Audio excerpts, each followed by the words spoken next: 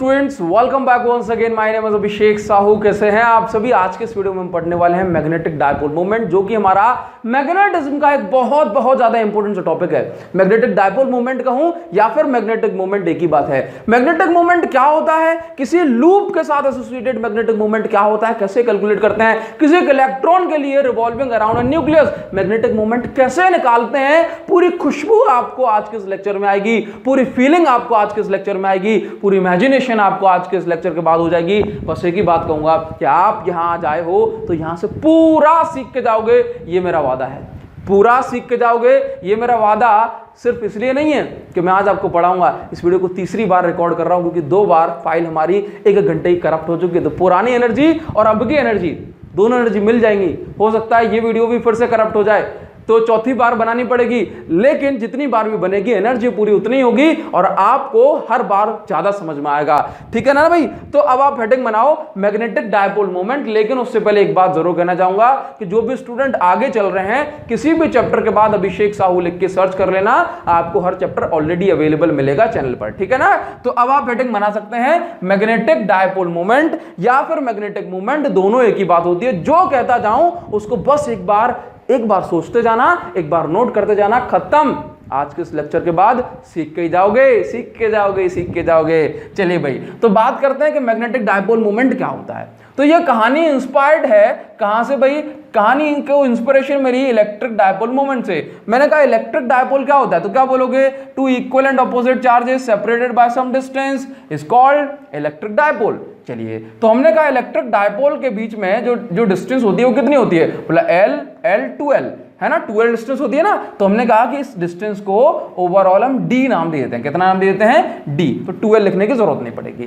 ठीक, तो हमने कहा इलेक्ट्रिक डायपोल, ठीक है, इसके साथ साथ इलेक्ट्रिक डायपोल मोमेंट भी होता है। इलेक्ट्रिक डायपोल मोमेंट की कैलकुलेशन कैसे करते हैं? बोला Q इंटू 2L। पढ़ा या नहीं पढ़ा? Q into 2L। 2L की जगह हम क्या लिखेंगे? लिखेंगे D। तो इसका मतलब है कि इलेक्ट्रिक डायपोल मोमेंट क्या है? Q into D, charge into distance, charge into distance. अच्छा, तो इलेक्ट्रिक डायपोल मोमेंट एक वेक्टर क्वांटिटी होती है क्योंकि इसके पास एक डायरेक्शन एसोसिएटेड होती है। बोले इसकी डायरेक्शन क्या है? From negative charge to positive charge. हमने पढ़ा हुआ है भाई, P vector is equal to Q into D vector हो जाएगा फिर, है ना, क्योंकि अब इसको डायरेक्शन मिल गई ना। चलिए भाई, तो ये होता है हमारा इलेक्ट्रिक डायपोल मोमेंट, है ना। Electric dipole moment basically dipole की स्ट्रेंथ को बताता है। चलिए, इसी तरह से जैसे इलेक्ट्रिक डायपोल मोमेंट होता है वैसे ही मैग्नेटिक डायपोल मोमेंट होता है। ठीक है, अब देखो, ये रहा नॉर्थ पोल, ये रहा साउथ पोल। ठीक, तो देखो, जो सम्मान, इस चीज को हम पहले भी बात कर चुके हैं प्रीवियस लेक्चर में, जो रिस्पेक्ट आपने इलेक्ट्रिक फील्ड में पॉजिटिव चार्ज को दी, वही रिस्पेक्ट, वही औदा, वही सम्मान आप मैग्नेटिक फील्ड में नॉर्थ चार्ज को दोगे। मतलब पॉजिटिव चार्ज और नॉर्थ पोल की एक एनालॉजी आप सेट करके रख सकते हैं। ठीक है ना? तो मैंने कहा ये नॉर्थ पोल, जो सम्मान नेगेटिव चार्ज को दिया वो सम्मान साउथ पोल को आप देंगे। करोगे ना इतनी बात? करेंगे सर। ठीक है, तो नॉर्थ पोल और ये साउथ पोल, इन दोनों के बीच की डिस्टेंस को हमने नाम दिया, ये मैग्नेटिक लेंथ होती है। और ये मैग्नेटिक लेंथ कितनी हो गई? लेट्स से ये हो गई आपके पास D। कितनी हो गई? D। ठीक है, नाउ मैंने कहा ये देखो P। अच्छा, जैसे हम क्या करते हैं कि भाई इलेक्ट्रिक डायपोल मोमेंट को P से रिप्रेजेंट करते हैं, वैसे ही मैग्नेटिक डायपोल मोमेंट को M से रिप्रेजेंट करते हैं। ठीक है ना? M इज इक्वल टू, जैसे इलेक्ट्रिक डायपोल मोमेंट में चार्ज इनटू डिस्टेंस होता है, अब यहां पे चार्ज तो होते नहीं है। चार्ज की ताकत को हम बताते हैं यहां से Q से रिप्रेजेंट करते हैं। तो यहां पर चार्ज तो नहीं होते, लेकिन पोल होते हैं। क्या होते हैं? पोल। तो पोल की ताकत को हम बोलते हैं पोल स्ट्रेंथ। क्या बोलते हैं? Pole strength. तो यहां पे था Q, यहां पे हो जाएगा पोल स्ट्रेंथ।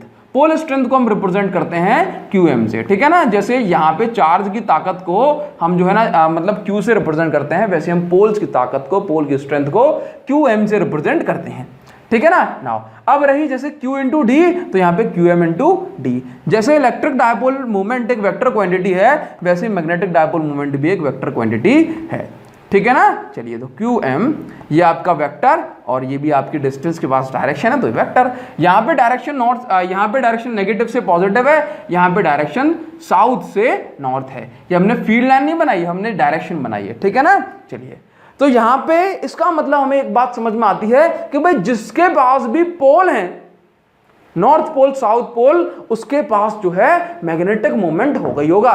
नोट करो बात को, नोट करो बात को कि जो अपने पास पोल रखता है नॉर्थ पोल साउथ पोल उसके पास मैग्नेटिक मोमेंट जरूर होगा, ठीक है ना। तो फिर सोचो कि मैग्नेटिक डायपोल मतलब नॉर्थ पोल और साउथ पोल किसके पास होते हैं, तो बोला जो मैग्नेटिक फील्ड बना रहा है ना। तो बोला मैग्नेटिक फील्ड कौन कौन बनाता है, तो मैग्नेटिक फील्ड तो करंट कैरिंग लूप भी बनाती है, तो उसका मतलब इसके पास नॉर्थ पोल और साउथ पोल हो सकता है। हाँ बिल्कुल हो सकता है। क्यों, क्योंकि हमने पढ़ा है ना, क्या पढ़ा है हमने पढ़ा है कि मोनोपोल्स डू नॉट एग्जिस्ट, है ना। अकेला नॉर्थ पोल अकेला साउथ पोल नहीं होता, तो जो भी नॉर्थ पोल और साउथ पोल क्रिएट कर रहे हैं वहां पे अकेला नॉर्थ पोल और अकेला साउथ पोल नहीं होगा, ठीक है। बात समझ में आ गई। अच्छा तो देखो, तो इसका मतलब है कि कहीं पर अगर नॉर्थ पोल बन रहा है साउथ पोल भी होगा, और जिसके पास नॉर्थ पोल और साउथ पोल हैं उसके पास मैग्नेटिक डायपोल मोमेंट जरूर होगा, क्योंकि वहां पे क्या बन रहा है, नॉर्थ पोल साउथ पोल, यानी कि दो पोल का मतलब डायपोल।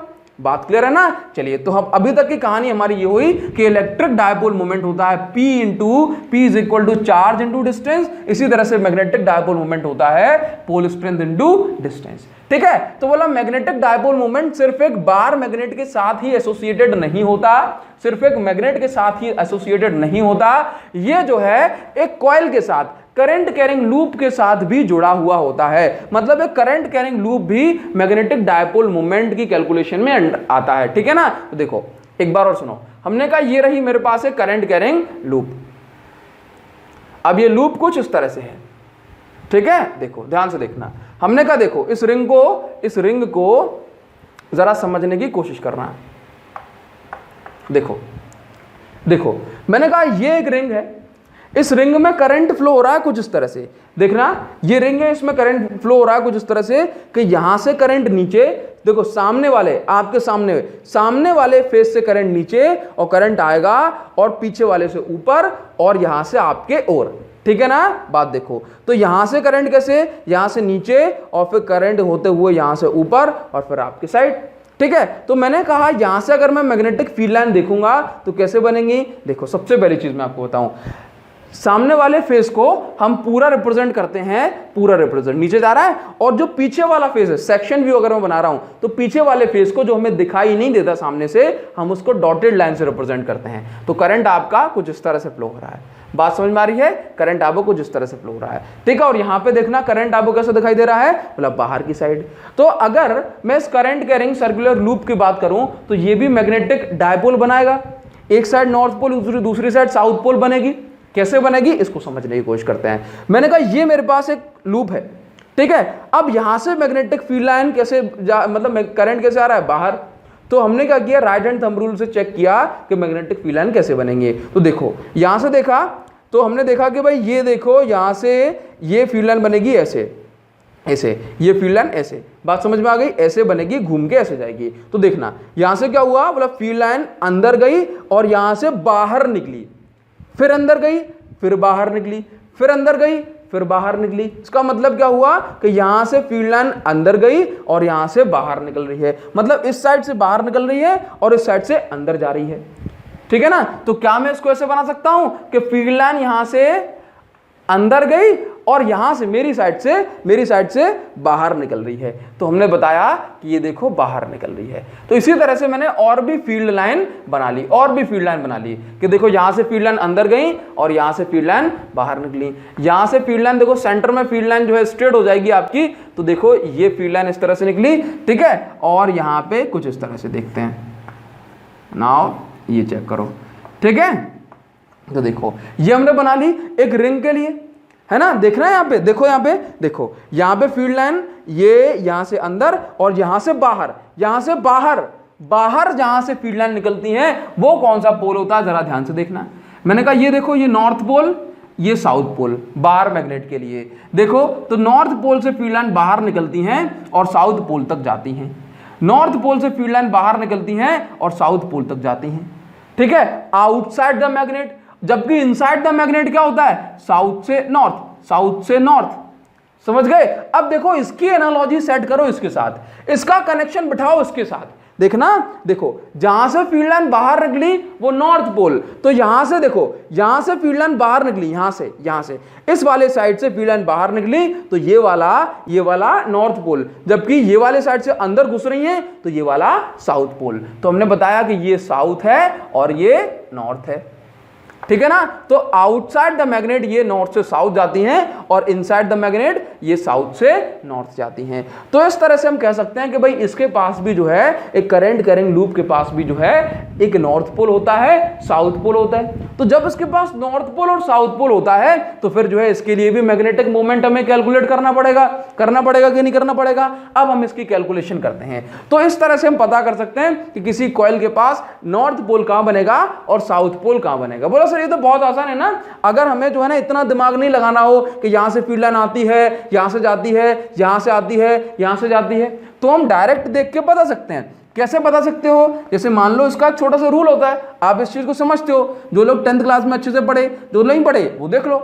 मान लो हमारे पास ये करंट कैरिंग लूप है, मुझे पता करना है कि ये जो है ये लूप इसका नॉर्थ पोल कहां होगा और साउथ पोल कहां होगा, ठीक है ना। तो करंट देखो सामने से देखने पे केवल दो ही डायरेक्शन में फ्लो हो सकता है, एक तो जो है एंटी क्लॉकवाइज और एक आपका क्लॉकवाइज। तो जब हम सामने से देखते हैं और सामने से देखने पर अगर हमें किसी भी लूप में करंट एंटी क्लॉकवाइज डायरेक्शन में दिखे तो फिर क्या बनेगा भाई, उस साइड बनता है नॉर्थ पोल। क्या बनता है उस साइड बनता है नॉर्थ पोल, क्योंकि एक रिंग के एक साइड बनेगा नॉर्थ, दूसरी साइड बनेगा साउथ। तो इसमें अगर एंटी क्लॉकवाइज हमें देखने को दिख रहा है सामने तो इस साइड बनेगा नॉर्थ, ठीक है। जबकि पीछे से देखेंगे तो हमें क्लॉकवाइज दिखेगा तो पीछे बनेगा साउथ पोल, ठीक है ना। तो अगर इसमें करंट फ्लो हो रहा है क्लॉकवाइज तो पीछे कैसा करंट, तो मतलब अगर इसमें जो क्लॉकवाइज करंट फ्लो हो रहा है तो जिस साइड से हमें क्लॉकवाइज दिखाई दे रहा है उस साइड साउथ पोल बनता है किसी लूप के लिए, ठीक है। ये तो बात हुई कि हम इसको देखते ही पहचान जाते हैं, बल्कि अगर हम इसको पहचानना चाहे तो ऐसे ही पहचान जाते हैं ना कि देखो ये कंगन है, मतलब एक लूप है, यहां से फील्ड लाइन अंदर गई और यहां से बाहर निकली, तो जहां से बाहर निकले वो नॉर्थ पोल। क्लियर है इतनी बात? तो ये देखो ये हुआ। तो यहां से हमें पता पड़ सकता है कि अगर एक करंट कैरिंग लूप है तो उसके पास भी डायपोल होते हैं, that means north pole and south pole होते हैं। तो फिर ये हमारे पास एक मैग्नेट बनाने वाला, मतलब मैग्नेटिक फील्ड लाइन बनाने वाला एक सोर्स है, ठीक है ना। तो यहां पर मैग्नेटिक डायपोल मोमेंट कैसे कैलकुलेट करेंगे, जरा इसको देखो। मैग्नेटिक डायपोल मोमेंट या फिर मैग्नेटिक मोमेंट, ठीक है ना। नाउ ध्यान से देखो, मैंने कहा एम वेक्टर, यहां पे होता था चार्ज, अब यहां पे चार्ज तो नहीं है, सॉरी यहां पे होती थी पोल स्ट्रेंथ। यहां पे क्या लेंगे, क्योंकि ये मैग्नेट के लिए जो बार मैग्नेट है, ठीक है ना। यहां पे क्या लेंगे, यहां पे लेंगे करंट, क्योंकि मैग्नेटिक फील्ड की स्ट्रेंथ को कौन रेगुलेट कर रहा है, यहां पे रेगुलेट कर रहा है करंट, क्योंकि इसमें फ्लो हो रहा है करंट, ठीक है ना। तो करंट इनटू यहां पे है डिस्टेंस, यहां पे क्या लोगे, यहां पे लोगे एरिया, ठीक है ना। ये रहा आपका एरिया वेक्टर, बात समझ में आ गया। तो this is current flowing in loop and this is area vector, ठीक है ना। मैग्नीट्यूड की बात करोगे तो एरिया ऑफ द लूप लोगे, डायरेक्शन की बात करोगे तो एरिया वेक्टर ले लेंगे, ठीक है ना। ऑल्दो अब आपसे बात करें कि भाई मैग्नेटिक मोमेंट की डायरेक्शन क्या होती है, आपसे कहा जाए कि मैग्नेटिक मोमेंट की डायरेक्शन क्या होती है in case of this loop, तो क्या बोलोगे कि इसको हम राइट हैंड रूल से पता कर सकते हैं। कैसे पता करेंगे, राइट हैंड लूप से, सॉरी राइट हैंड रूल से। मतलब राइट हैंड रूल क्या होता है सर, तो देखो जिस डायरेक्शन में करंट फ्लो हो जाए, ठीक है, उस डायरेक्शन में अपनी फिंगर्स को मोड़ना है, ठीक है। और जिस डायरेक्शन में फिर थंब जाएगा वो आपकी मैग्नेटिक मोमेंट की डायरेक्शन हो जाएगी। फॉर एग्जांपल करंट फ्लो हो रहा है ऐसे, तो हमने अपनी फिंगर्स को कर्ल किया ऐसे, ठीक है ना, अपनी फिंगर्स को कर्ल किया ऐसे, ठीक है, ऐसे।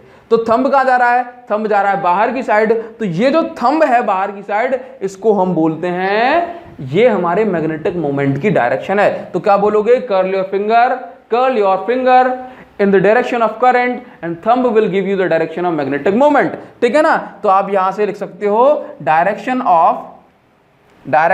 Of magnetic moment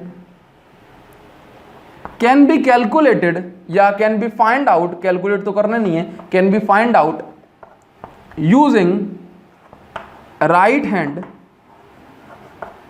right hand curl rule, या फिर सिंपल आप लिख दें राइट हैंड रूल। बात समझ में आ गई? चलिए, तो भले ही हमारे पास ऐसा लूप हो या फिर हमारे पास एक ऐसा लूप हो, ठीक है ना, करंट इसमें से फ्लो हो रहा है, तो कुछ भी कैसा भी लूप हमारे पास हो जाए हम इसको इस तरह से कैलकुलेट कर पाएंगे। ये बात आपको समझ में आई? ये बात आपको समझ में आई? चलिए भाई, अब देखो अगली कहानी हमसे क्या कहती है। इसके बेसिस पर छोटे क्वेश्चन हमसे किस तरह से पूछे जाते हैं, इसको समझने की कोशिश करो। आप अगर इसका स्क्रीनशॉट लेना चाहते हो तो ले लो, अदरवाइज हम इसको हटा देते हैं। ले लो इसका स्क्रीनशॉट फास्ट, देखो हटा दें इसको।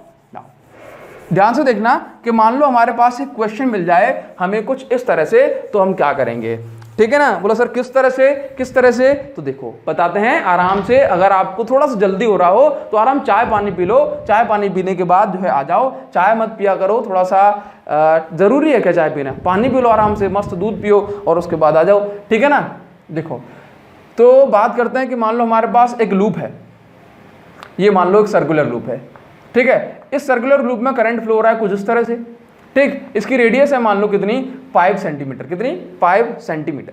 अच्छा, मैग्नेटिक मोमेंट की अगर मैं यूनिट की बात करूं तो कैसे निकालूंगा magnetic moment, I into A, तो यूनिट हो जाएगी इसकी, करंट की यूनिट है एम्पियर, तो एम्पियर, एम्पियर, एरिया की यूनिट है मीटर स्क्वायर, तो एम्पियर मीटर स्क्वायर इसकी यूनिट हो जाएगी, तो आप इसको लिख देना एम्पियर मीटर स्क्वायर। नाउ अब देखो मान लो हमारे पास ये एक सर्कल है, सर्कुलर लूप है, इसमें करंट फ्लो हो रहा है कितने का, 5 एम्पियर का। इसकी रेडियस मान लो कितनी है, मतलब 4 मीटर, ठीक है। आपको निकालना है मैग्नेटिक मोमेंट, तो कैसे निकालोगे magnetic moment, I into A, I into A, तो करंट फ्लो हो रहा है इसके अंदर I इंटू ए, ठीक है। तो करंट फ्लो हो रहा है इसके अंदर कितने हैं, कितना भाई, 5 एम्पियर।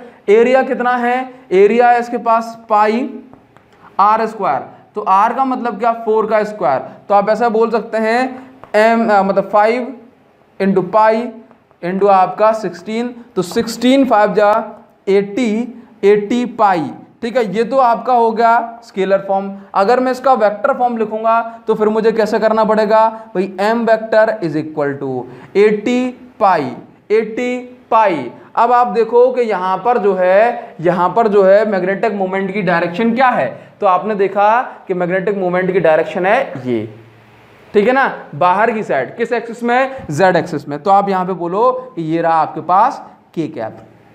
बात क्लियर है अपनी, बाहर की साइड है तो आपने इसको k कैप बता दिया, ठीक है। अब यही चीज मान लो अगर आपको दे दिया जाता, क्या आपको दे दी जाती कि आप जो है एक रेक्टेंगुलर कॉइल के लिए निकाल के दिखाओ, कैसे निकालोगे, ठीक है। अभी बात करते हैं। मान लो आपको एक छोटा क्वेश्चन दे दिया, इसको मैं सॉल्व नहीं कराऊंगा, आपको डायरेक्ट देखते हैं, इसके बाद हम दूसरा क्वेश्चन देखेंगे। मान लो आपको ये दे दिया, ठीक है ना, अब इसमें करंट फ्लो हो रहा है कुछ इस तरह से, ठीक। अब देखो आपसे कह दिया, चलो ऐसे बोलते हैं कि ये हमारे पास ये एक ये इस तरह से है, ठीक है। हमारे पास जो है ये एक ऑब्जेक्ट रखा हुआ है कुछ इस तरह से, मतलब ये आपका स्क्वायर मतलब रेक्टेंगल ही है, ठीक है ना, लेकिन रखा इस तरह से, तो हमें इस तरह से दिखाना पड़ेगा इसको 3D में, ठीक है। इसकी जो साइड है, एक है आपकी 4 मीटर और एक मान लो इसकी 3 मीटर, ठीक है ना। अब आपसे कह दिया करंट फ्लो हो रहा है इसमें, कैसे ले लें भाई, चलो ठीक है, करंट फ्लो हो रहा है इसमें इस डायरेक्शन में, कितना फ्लो हो रहा है, हमने कह दिया भाई 2 एम्पियर, ठीक है। तो इसका मैग्नेटिक मोमेंट कैसे निकालोगे, बोलो मैग्नेटिक मोमेंट कैसे निकालो, current into area, current into area, तो करंट कितना, करंट इसमें 2, एरिया कितना है, लेंथ इंटू ब्रेड्थ 4 इंटू 3, तो आपका हो गया ये 12, ठीक है, मीटर स्क्वायर। तो मैग्नेटिक मोमेंट, अच्छा यहाँ पे मत लगाओ, m वेक्टर इज इक्वल 12 2 जा 24। इसकी डायरेक्शन बताओ कहाँ है, करंट फ्लो हो रहा है ऐसे, और ये रखा हुआ है किस डायरेक्शन में, ये आपकी x हो गई, ये आपकी y हो गई, ये आपकी x हो गई, ये आपकी x हो गई, ये y हो गई और ये z हो गई, ठीक है ना। तो इसका मतलब है करंट फ्लो हो रहा है इस डायरेक्शन में, करंट के डायरेक्शन में अपनी फिंगर, और जो थंब कहाँ जा रहा है, नीचे, नीचे जा रहा है थंब, तो इसका मतलब क्या है, किस डायरेक्शन में जा रहा है, y एक्सिस में जा रहा है नीचे, तो ये हो गया आपका माइनस जे कैप। इस तरह से निकाल पाओगे आप। चलिए एक क्वेश्चन आप ऐसा देखो, मान लो अगर आपको दिख जाए डबल लूप, जिस क्वेश्चन में डबल लूप बन रहा हो उसमें क्या करोगे, तो मान लो क्वेश्चन आपका ऐसा हो जाए,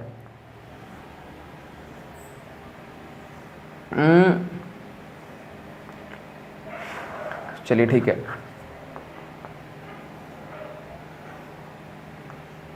ये देखो इस तरह का क्वेश्चन अगर हमें मिल गया तो उसको कैसे करेंगे, ठीक है ना। देखो ये यहां से ये नीचे आएगा, यहाँ से ऐसे जाएगा, ये ऐसे जाएगा, ये ऐसे जाएगा, ये ऐसे जाएगा, ये ऐसे जाएगा, ठीक है ना। चलो ऐसा बोल देते हैं कि इसमें करंट फ्लो हो रहा है, करंट फ्लो हो रहा है कितना 2 एम्पियर, ठीक है। इसकी एक साइड है अपनी 5 मीटर, ये वाली साइड है 4 मीटर, ठीक है ना। अच्छा ये आपकी 2 एम्पियर, इसमें भी करंट आएगा, तो मान लो कि ये आपकी 3 मीटर और ये आपकी 2 मीटर। क्लियर है इतनी बात। चलिए भाई ये बात अपनी, ये साइड्स दे दी गई। अच्छा ये क्या है, तो ये है हमारी क्रॉसिंग विदाउट जॉइंट। क्या है, क्रॉसिंग विदाउट जॉइंट, मतलब कोई वायर जब बिना जॉइंट के, बिना कट वट लगाए, बिना किसी छेड़छाड़ के, अगर जो है ना ऊपर से जो है ना, जैसे हम कई बार होता है ना कि एक तार के ऊपर दूसरा तार निकल जाता है, तो ये ऐसा ही है, ठीक है ना। ये यहाँ पर कोई भी जॉइंट नहीं लगा हुआ है, लेकिन ये इस तरह से बना हुआ है कि यहाँ पर आप देखो करंट की आपको 2 डायरेक्शन देखने को मिलेंगी। करंट की 2 डायरेक्शन का मतलब ये है कि 2 लूप, करंट की 2 डायरेक्शन का मतलब ये है कि 2 लूप बन रहे हैं। अगर 2 लूप बन रहे हैं तो 2 मैग्नेटिक मोमेंट की डायरेक्शन होगी। इसका मतलब है कि अब हमें थोड़ा सा दिमाग लगाना पड़ेगा। देखो अगर मैंने कहा कि मेरे पास एक लूप है, ठीक है, तो इसमें कैसे पॉसिबल है कि करंट की 2 डायरेक्शन हो जाए? बिल्कुल पॉसिबल नहीं है ना। मेरे पास एक लूप में करंट की 2 डायरेक्शन पॉसिबल ही नहीं है, या तो ऐसे फ्लो होगा या फिर ऐसे फ्लो होगा, ठीक है ना। तो यहां पर अगर जो है 2 डायरेक्शन, अगर मुझे यहां पर 2 डायरेक्शन ऑफ करंट मिल रही हैं, देखो ये आपको ऐसा मिल रहा है एंटी क्लॉकवाइज और ये आपको मिल रहा है क्लॉकवाइज, तो यहां पर क्या है 2 लूप हैं, ठीक है ना। तो बस मुझे यहां पर मैग्नेटिक मोमेंट कैलकुलेट करना है इस पूरे का, ठीक है। तो कैसे करेंगे भाई, मैग्नेटिक मोमेंट का फॉर्मूला है आपका I इंटू ए। तो अगर मैं बड़े वाले के लिए बात करूं तो I तो पूरे में सेम फ्लो हो रहा है, तो I कितना है भाई 2 एम्पियर, 2 एम्पियर, ठीक है। I इंटू ए, एरिया कितना भाई 5 इंटू 4, तो आपका ये हो गया 20। इसका मैग्नेटिक मोमेंट कहां जा रहा है, बाहर की साइड। इसका मतलब क्या है K, बाहर कौन सी एक्सिस है, मैंने कहा ये X मतलब I cap, J cap, K cap, तो ये जा रहा है आपका K कैप, बाहर की साइड जा रहा है, तो मैं इसको पॉजिटिव लूंगा। नाउ यहां पे देखो मैग्नेटिक मोमेंट दूसरे वाले के लिए, ठीक है, चलो मैंने यहां पे प्लस साइन लगा दिया, ठीक है ना, क्योंकि पहले वाले का दूसरे वाले का। तो फिर मैंने कैलकुलेट किया I into A, area, length into breadth, तो 3 2 जा 6, 3 2 जा 6, बहुत अच्छी बात। इसका मैग्नेटिक मोमेंट देखो, ये अंदर की साइड, तो हमने इसको बोल दिया कि भाई माइनस के कैप है। क्या है, माइनस के कैप है। तो magnetic moment that means m vector is equal to आपका ये हो गया 40 के कैप माइनस आपका 12 के कैप। तो हमारा जो आंसर आ गया वो कितना आ गया 28 K cap. Magnetic moment is equal to 28 K cap. हम इसको कर सकते हैं भाई, हो जाएगा इस तरह से, निकाल देंगे। चलिए ये अपना आंसर हो गया। आप इसका स्क्रीनशॉट ले लो, फोटो खींच लो, आगे बढ़ते हैं। स्टूडेंट्स अब आप हेडिंग बना लो, magnetic moment of a electron revolving around a nucleus. मतलब आप सोच के देखो कि कोई भी एटम है, उसके अंदर अगर इलेक्ट्रॉन मोशन कर रहा है, रिवॉल्व कर रहा है, तो इलेक्ट्रॉन क्या चार्ज के मोशन से बनती है मैग्नेटिक फील्ड। तो इलेक्ट्रॉन के मोशन के साथ भी एक मैग्नेटिक मोमेंट जुड़ा है, मैग्नेटिक मोमेंट एसोसिएट है। वो मैग्नेटिक मोमेंट कितना है ये हमें कैलकुलेट करना है, ठीक है ना। लेकिन आप अभी सोच रहे होंगे कि भाई अचानक से जो है सब कुछ लिखा हुआ था बोर्ड पे, फिर जो है सब कुछ हट गया और जो है एक नई ही वीडियो एक तरह से स्टार्ट हो गई, है ना। देखो तो जैसा हमने आपको स्टार्टिंग बताया था कि जो है वीडियो हमारी जो है आज परेशान बहुत ज्यादा कर रही है, तीसरी बार वीडियो बना रहे थे। तो जो है जैसे हमने देखा कि वीडियो का एक पोर्शन खत्म हुआ, वीडियो रिकॉर्ड नहीं हो रही थी, तो बड़ी प्रॉब्लम हुई। तो पहले वीडियो बन रही थी कैमरे से, अब वीडियो बन रही है मोबाइल कैमरे से, ठीक है ना। देखो तो यहाँ पर आप देखेंगे कि हमारे पास जो है ये एक पॉजिटिवली चार्ज न्यूक्लियस है। इसके बाद हमने कहा ये एक ऑर्बिट है, इस ऑर्बिट के अराउंड जो है मतलब इस ऑर्बिट में कोई भी इलेक्ट्रॉन घूम रहा होगा। तो हमने कहा ये रहा इलेक्ट्रॉन इस डायरेक्शन में घूमेगा। अब आप जरा सोच के देखो, हमें इस इलेक्ट्रॉन ये जो डायरेक्शन में घूम रहा है, हमें इसका मैग्नेटिक मोमेंट कैलकुलेट करना है, ठीक है ना। तो देखो मैंने कहा कि ये रहा आपके पास है और इलेक्ट्रॉन घूम रहा है ऐसे। तो अगर इलेक्ट्रॉन का मोशन ऐसे है तो करंट का मोशन ऐसे होगा, बिकॉज़ हम जानते हैं इलेक्ट्रॉन और कन्वेंशनल करंट ऑपोजिट डायरेक्शन में फ्लो होते हैं। ये रहा इलेक्ट्रॉन का मोशन, और तो करंट का जो डायरेक्शन होगी वो ऐसे होगी, ठीक है ना। इलेक्ट्रॉन की डायरेक्शन ऐसे, करंट की डायरेक्शन ऐसे। तो मैग्नेटिक मोमेंट की डायरेक्शन कैसे निकालते हैं, करंट की डायरेक्शन में फिंगर, अंदर जाएगा आपका थंब, तो मैग्नेटिक मोमेंट की डायरेक्शन क्या हो जाएगी इनवर्ट। अगर आप इसको ऐसे देखते कि भाई ऊपर से देखने पे मतलब आपका हॉरिजॉन्टल प्लेन में अगर आप एटम को कंसीडर करो और ऐसे अगर आपका इलेक्ट्रॉन घूम रहा है तो डाउनवर्ड हो जाएगी डायरेक्शन, तो उसमें डायरेक्शन का कोई बहुत ज्यादा मतलब लफड़ा या डिस्टर्बेंस नहीं है, ठीक है ना। तो m is equal to I into A, ये फॉर्मूला अगर हम लगा लेंगे तो हमें मैग्नेटिक मोमेंट बन जाएगा। तो देखो आई करंट कैसे निकालेंगे, करंट का फॉर्मूला क्या होता है, चार्ज अपॉन टाइम। तो यहाँ पे कौन सर्कुलेट कर रहा है, इलेक्ट्रॉन, ठीक है ना। तो इलेक्ट्रॉन अपॉन टाइम, एक एरिया ऑफ क्रॉस सेक्शन से कितना चार्ज पास होता है in a unit time, that is called आपका करंट, ठीक है ना। तो देखो current is equal to E upon time, time का मतलब क्या, डिस्टेंस अपॉन स्पीड। तो डिस्टेंस कितनी ट्रेवल करनी है भाई इसको, तो हम बोलेंगे भाई एक चक्कर में कितनी डिस्टेंस ट्रेवल करता है ये 2 पाई आर, अपॉन स्पीड कितनी है मतलब v, इसकी वेलोसिटी मान ली हमने v, ठीक है। तो करंट हमें कितना मिल जाएगा, तो फिर करंट हमें मिल जाएगा I इज इक्वल टू आपका जो है EV अपॉन 2 पाई R, ठीक है। अगर हमें करंट मिल गया तो मैग्नेटिक मोमेंट भी निकाल देंगे, कैसे बोला, m is equal to I into A, I की वैल्यू हमें पता है EV अपॉन 2 पाई R, जबकि A की जो वैल्यू है, A मतलब एरिया, कितना एरिया ये कवर करता है, क्योंकि ये एक लूप बन रहा है ना, तो ये क्या हो जाएगा भाई pi R square, pi R square, ये कैंसिल करोगे तो हमारे पास मिलेगा magnetic moment is equal to EVR upon 2, मिल जाएगा नहीं मिल जाएगा। चलिए तो ये मैग्नेटिक मोमेंट आ गया, लेकिन कहानी हमारी यहाँ खत्म नहीं होगी, हमें जो है इसको कंपेयर भी करना है विद एंगुलर मोमेंटम, कि भाई इसका जो है एंगुलर मोमेंटम कितना होगा, बात समझ गए। चलिए एंगुलर मोमेंटम के साथ, ठीक है। देखो तो ये मैग्नेटिक मोमेंट EVR अपॉन 2, तो हमने कहा एंगुलर मोमेंटम का जो फॉर्मूला होता है वो होता है आपका MVR sin थीटा, ठीक है ना। चलो तो पहले मैं यहां पे लिख देता हूं एंगुलर मोमेंटम बिलो, हम जानते हैं भाई एंगुलर मोमेंटम फॉर्मूला क्या, L is equal to MVR sin theta, ठीक है। नाउ यहां पे देखो theta is the angle between R vector, मतलब पोजीशन वेक्टर इसका किसी पर्टिकुलर पॉइंट पर, और जो है ना उस पॉइंट पर वेलोसिटी की डायरेक्शन, ठीक है। ये कितना एंगल बन रहा है 90 डिग्री, और ये है इसकी वेलोसिटी इस पॉइंट पर टेंजेंशियल, तो L is equal to MVR sin 90, MVR sin 90। तो आप देखोगे भाई L का जो फॉर्मूला होता है वो होता है MVR, इसमें बहुत ज्यादा जोर देने की जरूरत तो नहीं है, ठीक है ना। आप यहाँ पे लिखिए कैपिटल M, ये m क्या है, ये m है मास ऑफ इलेक्ट्रॉन, जबकि ये जो m है ये है मैग्नेटिक मोमेंट, है ना। मास ऑफ इलेक्ट्रॉन मतलब कितना मास से घूम रहा है, मतलब इलेक्ट्रॉन पास कितना मास है, ठीक है। देखो अगर हम चाहते हैं कि इसकी कंपैरिजन करें किसके साथ, एंगुलर मोमेंटम के साथ, तो हम जो है डिवाइड कर देते हैं जब हमें कंपैरिजन की जरूरत होती है, ठीक है। तो हमने क्या बोला, तो मैग्नेटिक मोमेंट अपॉन ये एंगुलर मोमेंटम करोगे डिवाइड, तो आपको मिलेगा EVR अपॉन 2, और ये आपका MVR, बात ठीक है इतनी। देखो यहां से R कैंसिल होगा, V से V कैंसिल होगा, तो small m upon small l is equal to E upon 2 capital M, ये नीचे वाला ये जो m है कैपिटल, ये आपका मास ऑफ इलेक्ट्रॉन है, ठीक है। तो m अपॉन l ये आ गया अपने पास। चलिए देखो यहां से एक चीज और याद रखो, ये अपना एंगुलर मोमेंटम है, तो हम यहाँ पे और एक चीज और जानते हैं, according to Bohr postulate, according to Bohr postulate. अब बोर पोस्टुलेट का मतलब क्या, कि बोर जो साइंटिस्ट है नील बोर, उनने कुछ अजम्पशन किए थे एटम की स्टडी के दौरान, है ना। मतलब उनके सामने कुछ क्वेश्चंस उठाए गए कि जो इलेक्ट्रॉन है वो अगर घूम रहा है, आपने पढ़े होंगे, अगर इलेक्ट्रॉन घूम रहा है तो घूमते घूमते वो जो है अपने न्यूक्लियस से कोलैप्स क्यों हो जाता है, क्योंकि हर घूमने वाली चीज की एनर्जी खर्च होती है।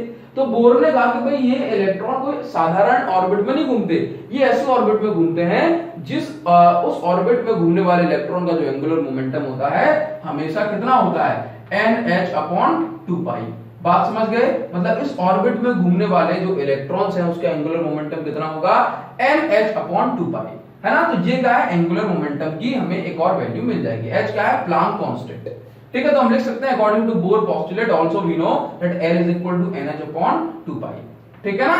L की हमारे पास एक और वैल्यू है, तो बस इस वैल्यू को उठा करके हम इक्वेशन नंबर 3 में पुट करेंगे। मैंने कहा m upon L is equal to, आप यहां पे लिखिए small m upon L is equal to E upon 2 into capital M। बार-बार प्रॉब्लम हो रही तो आप यहां पे लिखते हैं m is equal to mass of electron, ठीक है ना। नाउ तो ये देखो small m is equal to E upon 2 capital M into L, L यहाँ पे आ जाएगा। हम इसकी वैल्यूज पुट करेंगे, तो यहाँ पे देखो small m is equal to ये आपका E अपॉन 2 कैपिटल M और ये आपका L, L की वैल्यू क्या NH अपॉन 2 पाई, NH अपॉन 2 पाई। तो जब हम इसको पुट करेंगे तो हमारे पास आंसर आ जाएगा NHE upon 4 capital M into pi. ये है हमारे पास magnetic moment associated with electron, ठीक है ना। इसको हमें फाइंड आउट करना था। अब यहां पर जो है अगर कभी आपसे पूछा जाए कि एक इलेक्ट्रॉन का कितना मैग्नेटिक मोमेंट होगा, तो आप इस फॉर्मूले में वैल्यू पुट करके निकाल सकते हो, ठीक है ना। चलिए, तो कई बार अगर आपसे पूछ लिया जाता है कि कैसे निकालोगे, तो इनमें वैल्यू पुट कर दो। n की वैल्यू कौन से ऑर्बिट में घूम रहा है, h की वैल्यू क्या, Planck constant 6.63 × 10⁻34 joule second, electronic charge की वैल्यू 1.6 × 10⁻19 और 4 की वैल्यू जानते हैं, मास ऑफ इलेक्ट्रॉन जानते हैं, पाई की वैल्यू हम जानते हैं, ठीक है ना। चलिए, अब यहां पर एक नया वर्ड और हम सुनते हैं, इसको बोलते हैं बोर मैग्नेटॉन। बोर मैग्नेटॉन क्या होता है? देखो, बोर मैग्नेटॉन का मतलब ये है कि जैसे मान लो बोर मैग्नेटॉन हमसे कहता है कि magnetic moment associated with electron revolving in its first orbit और we can say for a hydrogen atom. जब हम एक हाइड्रोजन एटम की बात करते हैं तो n की वैल्यू कितनी हो जाएगी 1 फॉर हाइड्रोजन मोमेंट, मैं ऐसा बोलूं बोर मैग्नेटॉन या फिर बोलूं फॉर हाइड्रोजन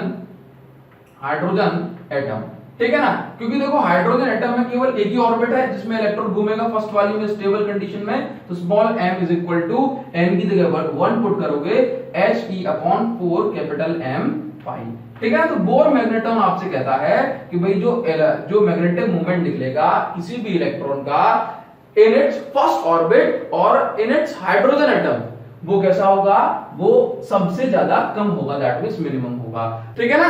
चलिए, तो इस तरह से हम कैलकुलेशन सारी कर सकते हैं। तो ये वीडियो थी जिसमें हमने मैग्नेटिक मोमेंट के बारे में काफी सारी बातें पढ़ी। आपको बस मुझे कमेंट करके बताना है कि आज की वीडियो आपके लिए कितनी यूजफुल रही।